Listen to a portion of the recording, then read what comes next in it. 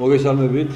ნაციონალური მოძრაობის გამარჯვების შემდეგ სოფელ კორცხელში აქ ადგილი ზეწოლებს. დღეს უკვე სახეზეა ესეთი უმსგავსო ფაქტი, რომელიც ჩაიდინეს გუბერნატორმა შონეამ და ბაღების უფროს მარო დამიბარა, იმ დღესვე ვიყავი მე განთავისუფლებული. მე ამას ვწინოსდი.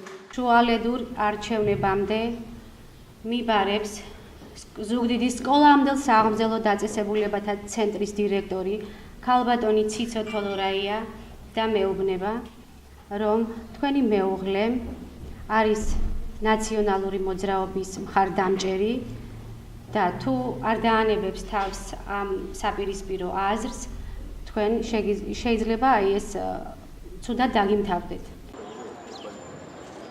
Very good. აი ეს გადავიდეთ. ნაცატო საბავშვო ბაღის გამგის გათავისუფლების მიზეზი გახდა აუში და აუდიტის ბოლო დასმა, რომელმაც აღმოაჩინეს, რომ პროდუქტები, საკვები პროდუქტები, რომლებიც იყო ბავშვებისთვის განკუთვნილი, იყო დაზიანებული მღრღნელების მიერ, რომელიც არის სასტიკად დაუშვებელი. ნაცატოს ბაღის გამგე რამდენჯერმე იყო გაფრთხილებული შინაგან წესის დარღვევაზე, იყო გაფრთხილებული სანიტარული ნორმების დარღვევაზე.